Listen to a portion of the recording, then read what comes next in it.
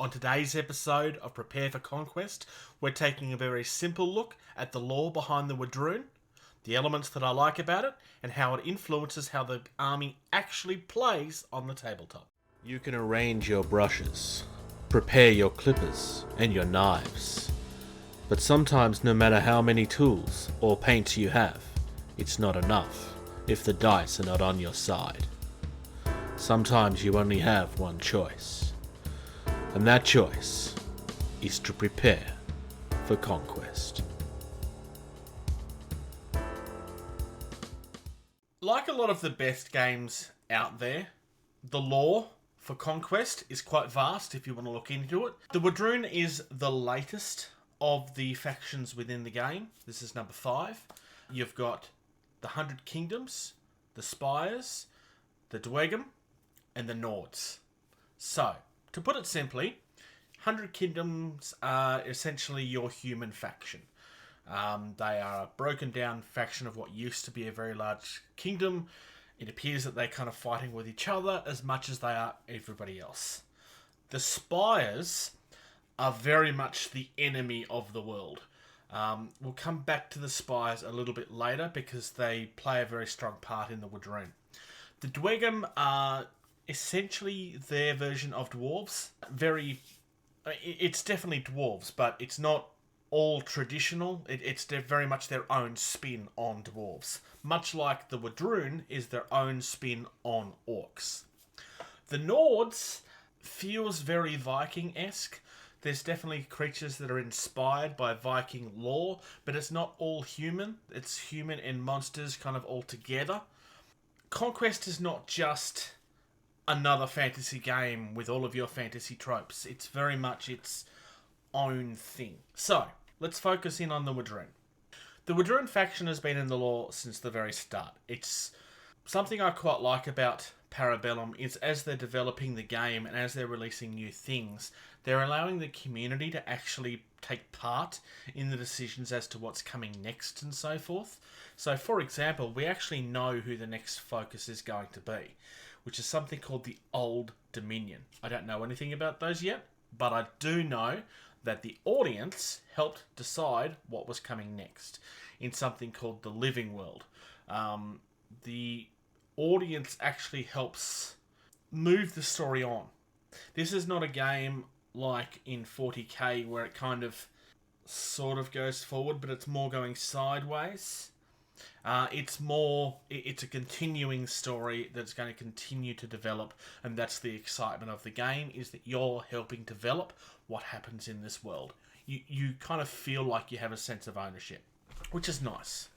Now, the reason I was going to touch on the Spires later is the Spires, ironically enough, are supposed to be elves.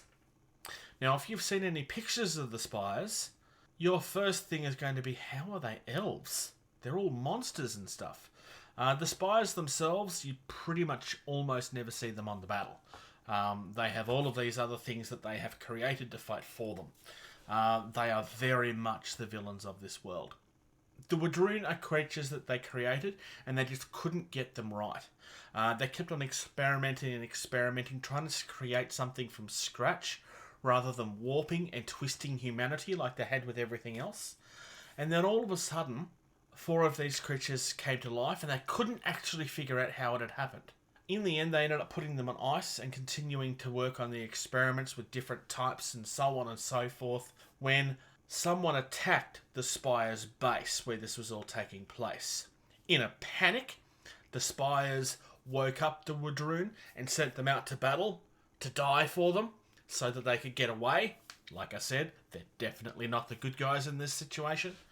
And the Wadroon, with whatever was left after the battle, came back and essentially had to learn to survive by themselves. The Wadroon were designed to be very warlike, brutal, feral type creatures that just don't stop. Very much feeling like a traditional orc faction where it's all brutality, but it's not all, well, they're orcs, therefore they must be evil.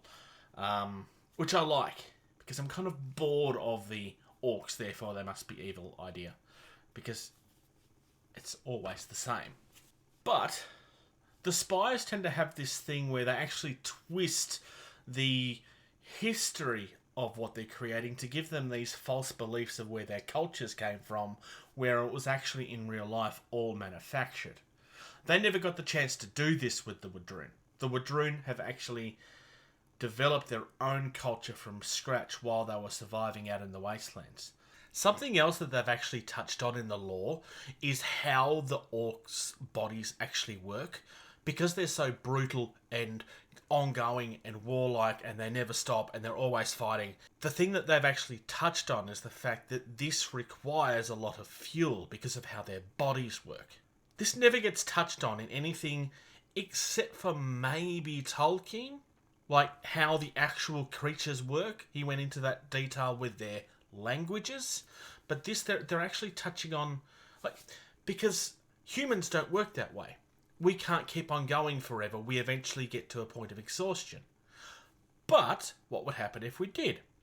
You look at a character in fiction like the Flash. He's always so fast, he's always so moving, and because of that he always has to eat, because he needs the energy. And they've kind of touched on that with this. I like where they're taking elements and just inserting them. Does it matter? No, it doesn't make any difference to how the game plays.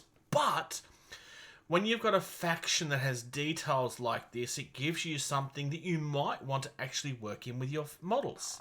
So they're living in this barren wasteland because of how much they have to eat. They've driven parts of it to that, and they're having to expand. And for those that are trying to defend against the Wadroon, they don't want the Wadroon to ruin their lands. It adds a natural conflict that just works. Does it make the Wadroon the bad guys? No, but I can understand why the others would think of them that way. They've returned back to the original base, and essentially that they've stayed behind these walls and developed, and they've realised that they've got relationships. They've got these abilities to communicate with animals. This is where the dinosaurs came in. In the lore, the females have an ability to develop relationships with the meat-eating dinosaurs, where the males have the ability to develop relationships with the plant-eating dinosaurs, and they're very much a force that works together. It's not Dino Riders where they're brainwashing the dinosaurs to work for them. They've actually had to create a relationship with them, and they now very much work together. The Wadroon are very much tribalistic. If you've looked at any of the pictures of the models, like, you can see some influences from our own cultures, like all of them essentially. All of the traditional tribal ways of life, you can kind of see it in here. But without, at risk of a better word, without picking on any stereotypes. It very much feels like its own thing, which is nice. Where everybody else tries to pretend to be civilized despite the way that they actually are, the Wadroon very much embrace who they are and who they've become. Plus, like, seriously, it's orcs riding dinosaurs. What's not to love about that? The Wadroon feel very, very unique in a genre that tends to copy and paste things a lot. Like, orcs are always just orcs. Like I said in my initial discussions video, one of the things I like about this is the painting schemes for a lot of this. Not everybody's all green. Like, there's different skin tones and different feels to everything. The Warbred are very grey, and they hit people with these giant pillars. There are others that, yes, are your traditional green. There's some brown and there's some grey, and there's lots and lots of different shades. I like that because it can kind of help break up the tedium. This is a faction that's going to be very, very infantry heavy, and being able to paint different colours and different things will help break up the tedium of having to paint 300 green orcs. Would get very boring very quickly, especially when they're slightly larger models too. Well, boring's not the right word, but if you're just painting the same thing over and over again, it's the biggest problem with Marines. You're painting the same thing over and over again, and you never get a chance to experiment. There are different sub-factions within the actual thing itself. There's different cults, is what they call them. There's these initial gods that kind of took hold of them and helped develop them. And they're not necessarily good gods, because we're talking about things like famine and war and death and so on and so forth. But they found ways to use these gods and use what they represent to push further. Whereas they're very much primordial ideas, they found ways to not be conquered and controlled by these, but they filtered them into something that could work for their culture and who they become. There's different tribes and so forth as well. You've got the speakers, which are like your big overall powers. There's definitely like a magic feeling side. You got your matriarch queens. You got different heads of different organizations that all come together, as opposed to the biggest guy is the leader, therefore everybody does what he said. It's very much an all working together type force, which I find more interesting. Yes, the big war can be interesting too, but if you're trying to create something that's very much your own, you need to... It's more realistic to have different elements of leadership like we do in real life. Yes, most of us have one leader, but even then, that leader represents more people as opposed to just being the actual thing. I like that. I like that you can see elements of what we've had in our own real lives working within a fantasy world. The whole point of fantasy is that it represents things that we see in our own world. I'm liking this. Rules-wise is something I'm going to cover much later in the month. Because I'm not there yet. I mean, I haven't even opened any of this stuff yet. Obviously, I'm not there yet. But there's one element that I want to touch on in the rules, just because I think it helps show where Parabellum has taken this tribal idea and actually inserted it into a way that makes the rules feel like they belong.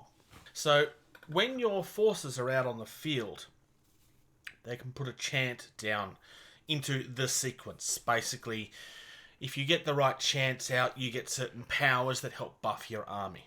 Because there's different gods, and different people are representing different primordial powers, you've got to think very carefully about how you're using these and who's coming on and what you want to get out of them. There's not necessarily bad ones and good ones, it's just how you want your forces to work.